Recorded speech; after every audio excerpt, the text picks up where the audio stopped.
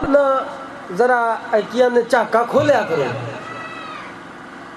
نوجوان بزرگاں دی ہن عمر لنگ گئی ہے، نوجواناں دے کام نے نعرے شارے لانا تے ٹرنا نال. تو میرے بزرگوں دوستو، آیت جب یہ سارا واقعہ ہو گیا، پھر خالق کسی آیت کے اگلے حصے میں فرماتا ہے کہ ہم نے حضرت عزیر نبی کو موت دی، زندہ کیا، گوشت ہڈیوں پہ چڑھایا. کیوں؟ وَلِنَجْعَلَكَ آیَةً لِلنَّاسِ، ہم اس سارے واقعے کو لوگوں کے لیے آیت بنانا چاہتے ہیں. اس کا مطلب یہ ہوا کہ ہر وہ شے آیت ہے جو ذات الہی کے وجود پر دلالت کرے. آیت ابراہیم نے بھی دیکھی.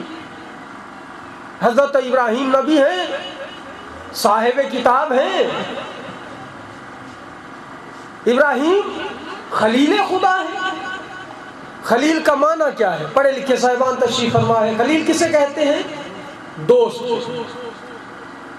اور محمد مصطفیٰ کیا ہے؟ حبیب خدا. حبیب کا معنی کیا ہے؟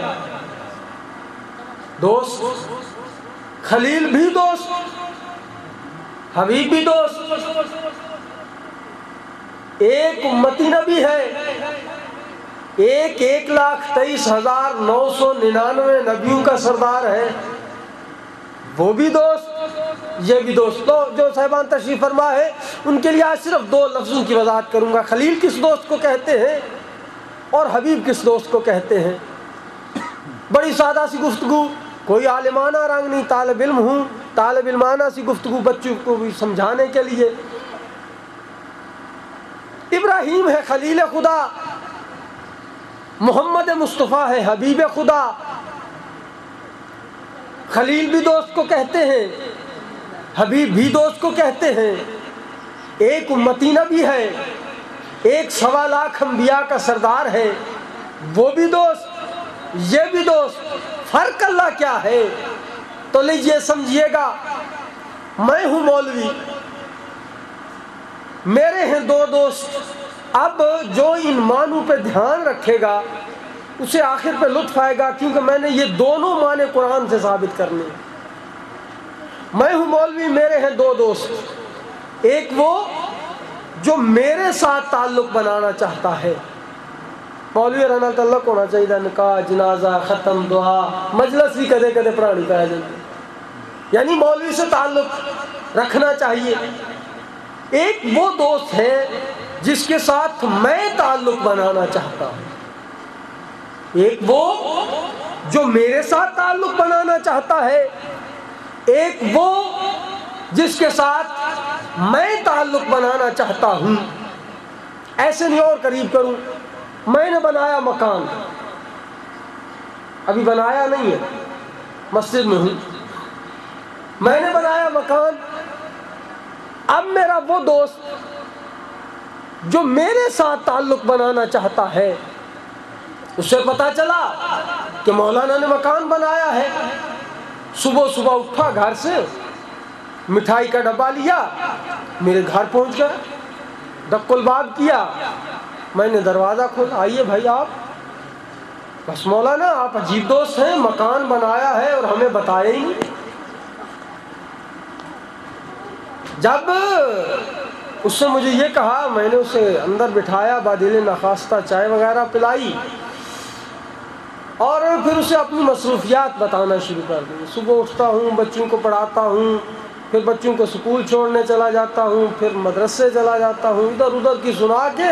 اور یار اصل بات یہ ہے کہ ابھی میں نے جانا ہے ایک مجلس پڑھنے، آپ پھر کبھی آئیے، میں آپ کو سارا گھر گھما پھرا کے دکھاؤں.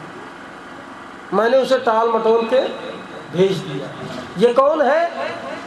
جو میرے ساتھ تعلق بنانا چاہتا ہے. اب ایک میرا وہ دوست ہے جس کے ساتھ میں تعلق بنانا چاہتا ہوں. جا رہا ہوں بازار، دیکھا چند قدم مجھ سے آگے میرا وہ دوست جا رہا ہے. میں جلدی جلدی آگے بڑھا، جا کے اس کے کندھے پہ ہاتھ رکھا. السلام علیکم بھائی صاحب، آپ اور بازار میں؟ کہتے بس مولانا کچھ چیزیں خریدنا تھی، اس سلسلے میں آیا تھا ادھر بازار میں.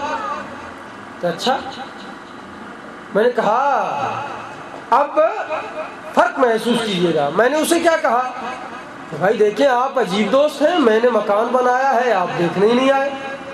تو جو ہے میرے سلمان کی سمجھ آ رہی ہے, جنہیں آ رہی ہے مل کے نعرہ حیدری. میں نے مکان بنایا ہے آپ دیکھنے ہی نہیں آئے.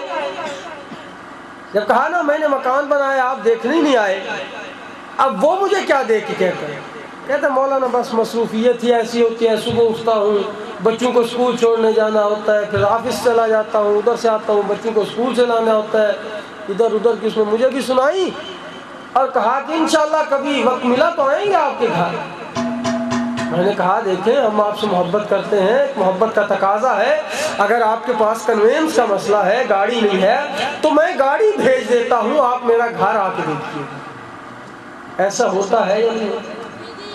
اب میں نے دو لفظوں کی وضاحت کی, ایک میرا وہ دوست جو میرے ساتھ تعلق بنانا چاہتا ہے, ایک میرا وہ دوست جس کے ساتھ میں تعلق بنانا چاہتا ہوں. جو میرے ساتھ بنانا چاہتا ہے وہ خلیل ہے, جس کے ساتھ میں بنانا چاہتا ہوں وہ حبیب ہے. اچھا ایسے نہیں, آئیے قرآن کی طرف چلتے ہیں تاکہ ہو سکتا ہے بات تھوڑی سی اور ذہن میں بیٹھ جائے. ابراہیم ہے خلیل خدا. خلیل وہ ہوتا ہے جو مرکز کے ساتھ رابطہ کرنا چاہتا ہے. جب اللہ نے کہا نا ابراہیم تو میرا خلیل ہے, اب ابراہیم کو اپنی دوستی کا تقاضا کرنا تھا اللہ سے کہ اللہ میں تیرا دوست ہوں. ہے نبی. قرآن سورہ بقرہ پارہ نمبر 3 آیت نمبر 260, خالق کائنات ارشاد فرما رہا ہے وَإِذْ قَالَ إِبْرَاهِيمُ رَبِّ أَرِنِي كَيْفَ تُحْيِي الْمَوْتَى. اے اللہ تو مردوں کو زندہ کیسے کرتا ہے. جب کہا نا اللہ تو مردوں کو زندہ کیسے کرتا ہے, آواز خالق آئی ابراہیم نبی اولم تؤمن, تجھے ہمارے مردوں کو زندہ کرنے پہ ایمان نہیں. جب کہا نا تجھے ہمارے مردوں کو زندہ کرنے پہ ایمان نہیں, آواز ابراہیم آئی اللہ کیوں نہیں. ایمان تو ہے وَلَٰكِن لِيَطْمَئِنَّ قَلْبِي, لیکن اطمینان قلب چاہتا ہوں. جب کہا نا اطمینان قلب چاہتا ہوں, اب آواز خالق آئی اے ابراہیم نبی فخذ اربعۃ من الطیر, 4 پرندے لے لے. 4 پرندوں کو لینے کے بعد فَصُرْهُنَّ, انہیں ذبح کر. ذبح کرنے کے بعد تمام مفسرین شیعہ سنی اس بات پہ متفق ہیں کہ حضرت ابراہیم نبی نے جو پرندے لیے تھے ان میں سے 2 حلال گوشت تھے, 2 حرام گوشت تھے. حکم ہوا ان کو ذبح کر.